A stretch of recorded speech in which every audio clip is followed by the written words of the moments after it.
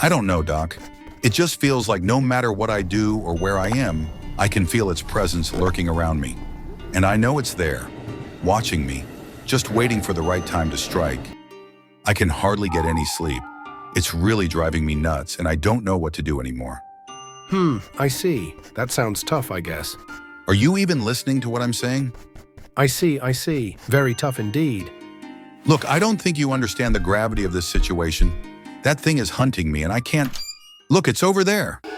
See? See? I told you that thing was real. Wait, why aren't you facing that way? Ha! Oh, thank God that was only a dream. Right, I need to take a leak. All right, let's get to work on that next video. Oh, whoops, I forgot to turn off the light. I wonder how many of you will actually get the reference. Anyway, let's get on with the video. If you have ever visited VNDB, you might be familiar with its home screen, the one that greets you with 4 random visual novel screenshots. I've always liked this feature since it allows you to discover new games in an organic way, but one fateful, nefarious day, my eyes were subjected to witnessing one terrible, horrific screenshot. A VN featuring nothing but dolls, and not the type of dolls your little sister plays with. Look, this medium isn't exactly a stranger to weirdness. There might even be an alternative universe in which the mid-90s trend of real-life VNs became the norm. Yet that traumatic VNDB event made that single screenshot live rent-free in my head for countless weeks. Eventually, morbid curiosity got the best of me, and I caved in. I mean, it was on sale for only 500 yen. What could I lose? Other than what little is left of my dignity. But then, the unexpected happened. The game wasn't bad. Well, it wasn't that good either, but it wasn't the dumpster fire I thought it would be. God damn it. You were supposed to be crap, Candy Girl. Why did you need to ruin my narrative? Hey there, this is Miran, and this is my review of Candy Girl. God damn it. Fuck.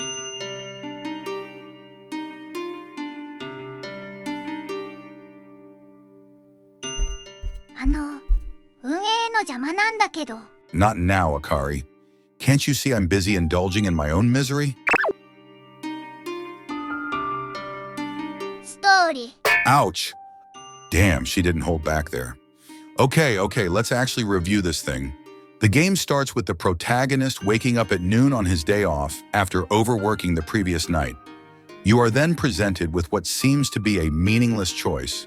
Drink coffee, do your chores, or simply laze around. Oddly enough, this choice determines which story scenario you get, with each featuring its own unique protagonist. Kind of weird considering that there's a very clear play sequence. Questionable design choices and personality-shifting protagonists aside, let's go through these in order. In the first scenario, you play as a self-proclaimed ladymaker, as in someone who teaches and instructs ladies to fit the needs of their clients. A pimp, the protagonist is a pimp. A fancy pimp, but a pimp nonetheless. At any rate, he's summoned by a wealthy and powerful old man with the intention of hiring him. His request, however, takes the protagonist by surprise, as the lady he needs to quote-unquote make is actually an android. What follows is the usual story of a robot trying to become more human. Certainly not the most original premise out there, but it had some decent ideas here and there. For instance, in her eyes, humans are beings that give orders. So her first course of action was to try giving orders to the protagonist, which led to an amusing role reversal. However, just as things began to get interesting, seemingly leaning into the exploration of the contradictions in her behavior and the meaning of being human, the story simply ended. This also made the romance between the two feel forced and very rushed, which is most definitely not a good thing when the game expects you to fall in love with this thing. Seriously, the visual imagery of the protagonist kissing the doll was unintentionally terrifying. The second story leans a bit into the supernatural side of things. This time, the protagonist is a medic who's going through a lethargic period after having lost her little sister to an illness. One day, he goes to an antique store where he sees a doll that catches his attention. The shopkeeper encourages him to take her, since, as they put it, the doll has a will of her own and attracts those she feels need her care. Once home, the protagonist falls asleep and dreams of a time when his sister was still alive.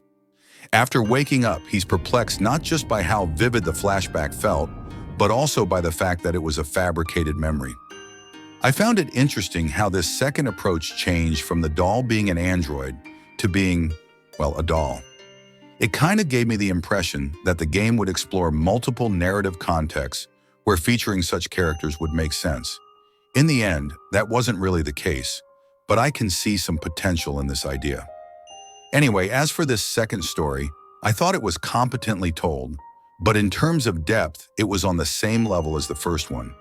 And just like in that one, the romance felt very out of place, perhaps even more so. It was like they focused entirely on the supernatural story, finished it, and then realized that they had forgotten to add the romantic bits. Funnily enough, when I first cleared the route, I got the normal ending, which was the same as the true ending, but without the protagonist and the doll getting funky. But I went back and saw the godforsaken scene. Just for you guys. Well, and I guess because at that point I was too deep into the rabbit hole, I definitely needed a moment afterward to rethink all my life choices up to that point though. Finally, there's the third and last story. In this one, the protagonist is an engineer who's asked to supervise and look after a robot for 3 days. That's basically all I can say about it without spoiling the entire plot. Yes, I know. I'm worrying about not spoiling too much of the doll game's plot. Regardless, in this story, the game tries to connect all the stories and have an overarching plot, which kind of made me go, hold on, Candy Girl, are you actually trying to be a proper VN? In a way, it somewhat was, but just like the rest, it ends up being too superficial. I think that's the game's main drawback. There's simply not enough of it, believe it or not. Basically, each story can be completed in 2 hours or less, which, while good for my own sanity, doesn't give enough time for the themes to settle or for anything resembling a complex plot to develop. On the other hand, while reading it, I didn't get the impression that the devs phoned in this VN. There was a surprising amount of care put into the prose. I even had to do a couple of lookups. It sort of feels like reading one of those sound novel-like VNs that were a thing during the late 90s. In all honesty, I believe this game was just a few steps away from moving beyond its gimmick and becoming something I could recommend. Although at that point, I'm not sure I would be able to still post videos from my psychiatric ward cell. 演出 Regarding the presentation, I guess I can't postpone the inevitable. Let's talk about the dolls. It was certainly a choice to use them to represent the characters, although I can't shake the feeling that they should at least have had a couple of actual humans around to better differentiate them as non-human beings.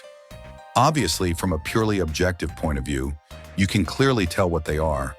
But thinking within the realm of fiction, I don't think it completely manages to escape from the uncanny valley. But hey, at least they used what I assume are expensive dolls. Although this aesthetic choice had a somewhat unintended effect on me, I think this is the first visual novel I've played where I simply couldn't stop thinking about what went on behind the scenes. Things like, where did those dolls come from? Was there a member of the staff who owned them? Or were they renting them? And what about the locations? Were the interiors the houses of said owners? There were also pictures that were clearly taken outside. So was the crew seen by bystanders as they arranged the dolls in different positions? So many unanswered questions. On second thought, let's keep them unanswered. I will say though, the actual photography wasn't too shabby. They took plenty of pics, and some came out rather nicely. Like this one right here is a mood. I don't know if it's a mood I want to vibe with, but it sure is a mood. However, the game applies this filter to make the text more legible, and while you can tweak its intensity, it made some of those pictures feel like they came straight out of a horror movie. I'm not going to lie, I thought this was unintentionally cool. The music, on the other hand, was very much forgettable. I was honestly very tempted to just mute the whole game. Voice acting wasn't anything remarkable either. Not that there were that many spoken lines to begin with. This was clearly not a high-budget game, and I think they tried their best with what they had, even if what they had was mostly a camera and 3 creepy-looking dolls. まとめ Overall, Candy Girl is mostly redeemed by the developer's earnest attempt at creating something that tries to break the mold. I appreciated its effort to unify what initially seemed like three disjointed stories into a single narrative. However, the story's lack of depth and abrupt character development make it hard to overlook its questionable direction. That said, it does present a compelling and unique concept, making it a somehow innovative visual novel. But unfortunately, the execution simply wasn't there. You were on to something here, Candy Girl. You sure were on to something. I give Candy Girl a 6 out of 10. And that wraps up the review. Yeah, I know, a pretty short one, but there really isn't much else to say about this 6-hour-long title. If you are curious about the game, it almost always gets deeply discounted during big sales over at Fansa. If nothing else, there's the novelty factor of it being a one-of-a-kind visual novel, since as far as I know, no other title has attempted something similar. Maybe for the best. Anyway, that's going to be it for the video. As always, thanks for watching. See you next time. Mirren out.